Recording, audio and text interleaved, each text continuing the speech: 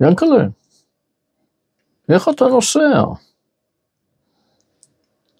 הזמינו פרויקטור רביעי, קוראים לו ינקלה שמעוני. הפרויקטור השלישי, קטן, טל בסקס, מנכ"ל חברת המתנ"סים. אבל ינקלה, אתה ורעייתך מסוגלים להניע את העולם בצורה יותר תקינה ממה שהולכים משאירים לנו פה.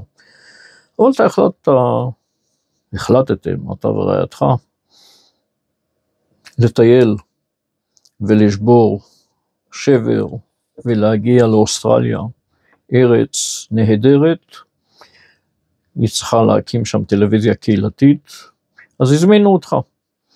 בקורנוע שתיסעו, תנסו ליצור אולפן טלוויזיה, ומה שלא הספקת לעשות ברחובות, תעשה באולפן הנייד. מעניין מי נוסע, אתה ורעייתך, מה תעשו לבד? קחו כמה אנשים, תערכו אותם, תזמינו אותם, מניח שאתם תעשו חיל באוסטרליה, תהנו מכל רגע. עשית פה בארץ יותר מכל מתנדב ומתנדבת בטלוויזיה הקהילתית, הקמת את המקום הזה. אתה וזאביק זהבי, אחריכם הגיעו האחרים, כולל עבדך הנאמן. ואני מאחל לכם, שתהנו. עשית פה בארץ, ברחובות, את הבלתי יאומן. הקמת גם בגדרה, היית גם פעיל בלוד בזמנו, הקמת את המגזין הספורט עבור חברת המתנ"סים. מה הם יעשו בלעדיך? ברחובות, הקמת הרבה מאוד פרויקטים, כולל מרכז התקשורת,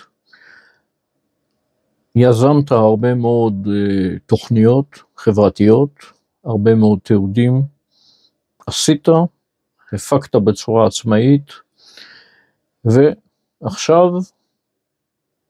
החלטתם לעזוב בסבבה, עם רגשות פה ושם, נכון.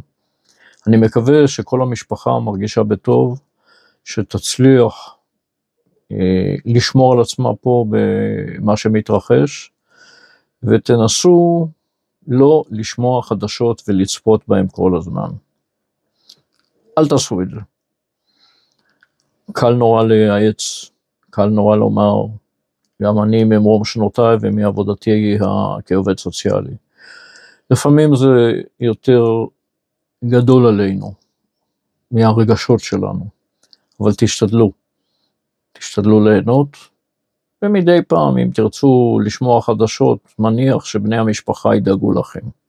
לא חייבים לפתוח, לא צריך לקנות 100 ג'יגה בסימים כאלו או אחרים. עשית נהדר את המיטב, אני מודה לך בשמי, בשם הנהלת האגודה, בשם חברים שלא יכלו להיות בגלל הזקה פה, הזקה שם, ועוד חיינה וחיינה דברים.